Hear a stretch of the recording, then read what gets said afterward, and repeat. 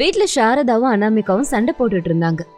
மருமகளே, நம்ம நுங்கு வியாபாரத்தை ஆரம்பிப்போம். நுங்கு வியாபாரம் எல்லாம் வேண்டாம், மாம்பழ வியாபாரம் தான் வேணும். நம்ம மாம்பழ வியாபாரத்தை ஆரம்பிக்கலாம். வேண்டாம், எனக்கு கோவம் வருது. எனக்கு எரிச்சலா வருது. என் புள்ள கிட்ட சொல்லி உன்னை உங்க அம்மா வீட்டுக்கு துரத்தி விட்டுருவேன். நான் என் மாமனார் கிட்ட சொல்லி சொல்லி என்ன பண்ணுவேன்? சொல்லுடிமா. அவர்கிட்ட சொல்லி என்ன எங்க அம்மா வீட்டுக்கு அனுப்ப போறியா? சொல்லுடி, சொல்லு. ஆவேசப்படாதீங்க அத்தை. நீங்க ஏன் புருஷன்கிட்ட சொன்னாலும் நான் உங்க புருஷன்கிட்ட சொன்னாலும் நம்ம 2 பேரும் போக போறது ஒரே வீட்டுக்கு தான். ஏன்னா நான் உங்க அண்ணன் பொண்ணு தானே. நீங்க என்னோட அத்தை. என்ன பண்ணாலும் ஏது பண்ணாலும் நம்ம 2 பேரும் போக போறது ஒரே வீடு. இந்த வீட்டுக்கு வரும்போது உங்க அப்பா உங்ககிட்ட என்ன சொன்னாருன்னு ஞாபகம் இருக்கா? போதும் அத்தை, 2 வார்த்தை எக்ஸ்ட்ரா பேசினா போதுமே. கல்யாண சமயத்துல உங்ககிட்ட ஒப்படைக்கும் போது எங்க அப்பா என் கைய உங்க கையில வச்சு, மாமியார் சொல்றத கேட்டு நடந்துக்கோமா, அத்தைய எதிர்த்து பேசாதம்மா, அத்தை என்ன சொன்னாலும் உன்னால எதுக்குதாம்மா, அத புரிஞ்சுக்கோமான்னு சொல்லி அந்த வார்த்தைய திரும்ப திரும்ப ஞாபகப்படுத்திட்டே இருக்கீங்க. ஏண்டி வா இந்த கோணுது? இத்தனை வருஷமா நான் சொன்னதை நீ கேட்டுக்கிட்டு தானே இருந்த. இப்ப என்ன ஆச்சு உனக்கு? இந்த வெயில் காலத்துக்கு நுங்கு வியாபாரத்தை செஞ்சா அது எவ்வளவு டிமாண்டா இருக்கோ அதை தான் விக்கலான்னு சொல்லிக்கிட்டு இருக்கேன். அதை கேட்காம நீ மட்டும் மாம்பழ வியாபாரம்னு ஏன் இழிக்கிற? நான் கூட அதையே தான் அத்தை சொல்றேன். இது வெயில் காலம்தான், மாம்பழ சீசன். நிறைய பேருக்கு மாம்பழம் ரொம்ப பிடிக்கும்.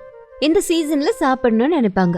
இந்த ஒரு தடவை என் பேச்ச கேளுங்க, 2 பேரும் சேர்ந்து மாம்பழ வியாபாரத்தை ஆரம்பிப்போம். என்ன கோவப்படுத்தாதடி. நான் மட்டும் சூடான எங்க சுளுக்கெடுப்பனே தெரியாது. என் பேச்ச நீங்க கேட்கல அப்படின்னா நீங்க பல சுளுக்கு எடுக்க வேண்டி வரும் அத்தை. சாரதாவால அவங்க கோவத்தை கண்ட்ரோல் பண்ணிக்க முடியல. சுத்தி பார்த்தாங்க. ஃப்ரிட்ஜ் இருந்துச்சு. வேகமா ஃப்ரிட்ஜ் கிட்ட வந்தாங்க. வேகமா அதோட கதவை திறந்தாங்க. உள்ள பாவக்காய் இருந்தது. அந்த பாவக்காவை வேகமா எடுத்து அனாமிகா கிட்ட போய் நின்னுக்கிட்டு அவளை முறைச்சுக்கிட்டே சாப்பிட்டுக்கிட்டு இருந்தாங்க. அத அவ பார்த்து சிரிச்சா. இங்க நுங்கு இருக்கிற ஒரு பெரிய ட்ரக்க கிஷோர் ஓட்டிக்கிட்டு வந்தான். ரமேஷும் பிரசாதும் அது மேல உட்காந்து வந்தாங்க. பாப்பா, வீட்டுல மாமியாரும் மருமகளும் அமைதியா இருப்பாங்கன்னு நினைக்கிறீங்களா? என்னவோ ஏதோப்பா, அத்தைக்கு தகுந்த மருமகளுக்கு தகுந்த அத்தை, 2ம் ஒண்ணுதானப்பா. என்னவோப்பா, ஏதோ தெரியாம சொல்லிட்டேன். இந்த வெயில் கால வியாபார சண்டை இவங்களுக்கு நேத்துல இருந்தே ஆரம்பிச்சது. காலையில கொஞ்சம் குறைஞ்ச மாதிரி இருந்தது. ஆனா என்னவோ எனக்கு பயமாவே இருக்கு. எனக்கும் கொஞ்சம் பயமாதான்ப்பா இருக்கு. அம்மாக்கு ஃபோன் பண்ணி வீட்டுல என்ன நிலவரன்னு தெரிஞ்சுக்கலான்னு பார்த்தா அனாமிகா எனக்கு முன்னாடியே அம்மாக்கு ஃபோன் பண்ணா நடக்கிறதே வேறன்னு மிரட்டி அனுப்பியிருக்கா. ஃபோன் பண்ணாம இருந்து நல்ல வேலை பண்ண. இப்ப நம்ம வீட்டுக்கு தானே போறோம், போய் பாத்துக்குவோம். சரிங்கப்பா. அப்பாவும் புள்ளையும் அமைதியாவே வந்தாங்க. கொஞ்ச நேரம் போனதுக்கு அப்புறமா நுங்க ஏத்திக்கிட்டு வந்த ட்ரக்கு வீட்டு முன்னாடி நின்னுச்சு. வீட்டுல இருந்த மாமியாரும் மருமகளும் ட்ரக்கு சவுண்டு கேட்டு வெளில வந்தாங்க. ரமேஷும் பிரசாதும் இறங்கினாங்க. ட்ரக்கு முழுக்க இருந்த பனங்காய பார்த்து சாரதா ரொம்ப சந்தோஷப்பட்டாங்க. அனாமிகா ரமேஷ கோபமா பார்த்தா. இங்க பாரு, நாங்க சொல்றத கேளு. மாம்பழம் வாங்க தான் நாங்க போனோம். ஆனா எங்கேயும் கிடைக்கல. நுங்கு நிறைய கிடைச்சது. அதான் வெறும் கையோட எப்படி வருதுன்னு சொல்லி நாங்க நுங்கெல்லாம் வாங்கிட்டு வந்துட்டோம். அவ்வளோதான். வேணும்னே அம்மா சொன்ன நுங்க வாங்கணும்னு வாங்கிட்டு வரல. அப்பா சொல்லுங்கப்பா. என்ன சொல்லணும்ப்பா? ப்ளீஸ்ப்பா, இப்ப விளையாடாதீங்க. நம்ம வேணும்னே அம்மா சொன்ன நுங்க வாங்கிட்டு வந்தோம்னு நினைச்சுக்கிட்டு இருக்கா. நினைக்கிறது என்னப்பா, அதானே உண்மை. வெறும் ட்ரக்கோட வீட்டுக்கு போலான்னு சொன்ன.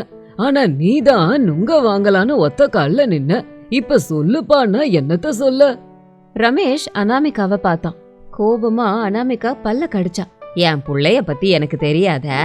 என் புள்ளை எப்பவும் என்னை ஏத நினைச்சுக்கிட்டு இருப்பான். நான் சொல்ற வேலைய தான் அவன் பண்ணுவான்னு எனக்கு நல்லா தெரியும். நீங்க 2 பேரும் உள்ள போங்க, மீதி வேலைய நானும் என் புள்ளையுமே பாத்துக்கிறோம் அப்படின்னு சொன்னதும் அனாமிகா ரமேஷ கோபமா முறைச்சிட்டு உள்ள போயிட்டான். 2 நாள் போனதுக்கு அப்புறமா ஒரு ஹைவேல மாமியார் சாரதா ஒரு இடத்துல நுங்க எல்லாம் எடுத்து வச்சுக்கிட்டு நின்னாங்க. அதை வெட்டி கொடுக்கறதுக்கு பிரசாத் அருவாளோட நின்னாரு. சாரதா, என் பேச்ச கேளுமா. உனக்கு வேணும்னா வீட்ல பூண்டு கட் பண்ணி தரேன், வெங்காயம் கட் பண்ணி தரேன், அது ஏன் சிக்கனை கூட கட் பண்ணி தரேன். இந்த நுங்கெல்லாம் எனக்கு வெட்ட தெரியாது, விட்டுருமா. வேலைக்காரங்களை வச்சுக்கோ. வேலைக்காரங்களை வச்சுக்கிட்டா ஒரு நாளைக்கு 100 ரூபாய் கேக்குறானுங்க. அது மட்டும் இல்லாம 3 வேளை டீ, 1 வேளை பூஸ்ட், சாப்பாடு, லஞ்சு, 5 மணிக்கு வேற சுட சுட சமோசா. ஐயையோ, இத வித்தா லாபம் கிடைக்குமா கிடைக்காதான்னு எனக்கு தெரியல. ஆனா வேலைக்காரங்களை வச்சுக்கிட்டா நிச்சயமா நஷ்டம்தான். அதனாலதான் உங்களை வச்சேன். எல்லாம் தலையெழுத்து. உன்னை யாராலையும் காப்பாத்த முடியாது. நான் மெதுவா வெட்டுறத பார்த்துட்டு எங்களுக்கு நுங்கு வேண்டாம் எதுவும் வேண்டான்னு போயிடுவாங்க. அப்ப நீ என்னை எவ்வளவு திட்டினாலும் லாபம் இல்ல சொல்லிட்ட. அப்புறம் உன் இஷ்டம். ஐயா, 2-3 நுங்கு வேஸ்டா போனாலும் பரவாயில்ல, வெட்டுறதுக்கு கத்துக்கோங்க. இது ஹைவே ஆச்சே, நிறைய பேர் வருவாங்க, நிறைய பேர் போவாங்க. எல்லாரும் கண்டிப்பா நம்ம வைக்கிற இந்த நுங்க வாங்க வருவாங்கங்க. அம்மா சாரதா, எனக்கு லெசன் எடுக்கிறத நிறுத்திட்டு உங்க நுங்க விற்க ஆரம்பிங்க. இப்படி எனக்கு கிளாஸ் எடுத்துக்கிட்டு இருந்தா வாங்க எவனும் வரமாட்டான். நம்ம என்ன விக்கிறோன்னு எல்லாருக்கும் தெரியணும் இல்லையா? அப்படியா? இப்ப பாருங்க, வாங்க ஐயா வாங்க, ஃப்ரெஷ்ஷான நுங்கு கிடைக்கும். வெயில் காலத்துல உங்களுக்கு என்ன பழம் கிடைச்சாலும் உடம்ப குளிர்ச்சி ஆக்குற ஒரே பழம் இதுதான். 1 டசன் 100 ரூபாய் மட்டும்தான். வாங்கப்பா வாங்க அப்படின்னு சாரதா கூவிட்டு இருந்தாங்க. அதுக்கு பக்கத்துல அனாமிகா மாம்பழ வண்டிய போட்டு வித்துட்டு இருந்தான். சாரதா விக்கிறது அனாமிகாக்கு பிடிக்கல. உடனே சத்தமா, ஐயா வாங்க, அம்மா வாங்க, முக்கணிகள்ல முதன்மையான கனியான மா, அது எல்லாருக்கும் ஃபேவரட்டான ஒரு பழம். தமிழ் உணர்வு உள்ள எல்லாரும் சாப்பிடுற ஃப்ரெஷ்ஷான மாம்பழம் என்கிட்ட இருக்கு, வாங்க. குறைந்த விலையில நிறைந்த தரத்துல வந்து வாங்குங்க, வாங்கி சாப்பிட்டு சந்தோஷப்படுங்க. சாப்பிடும்போது சந்தோஷம் வரணும்னா மாம்பழம் சாப்பிடணும், அதானே நம்ம சம்பிரதாயம் அப்படின்னு சத்தம் போட்டுட்டு இருந்தா. அப்போ ரமேஷ் அந்த இடத்துக்கு வந்தான். எதுக்கு அனாமிகா இப்படி கத்துற? நீ வண்டியில மாம்பழம் தானே வச்சிருக்க, போற வரவங்களுக்கு பார்த்தாலே தெரியாதா? நீ கத்த வேற வேணுமா? அங்க அத்தை விக்கிறாங்க, இங்க நான் விக்கிறேன். அங்க மாமா அத்தைய என்கரேஜ் பண்ணிட்டு இருக்காரு, நீங்க என்னடானா டிஸ்கரேஜ் பண்ணிட்டு இருக்கீங்க. நீங்க வேணா அத்தை கிட்ட போங்க, மாமாவை இங்க அனுப்புங்க. அதெல்லாம் வேண்டாம், அப்பா அங்கேயே இருக்கட்டும், நான் இங்கே இருக்கிறேன்.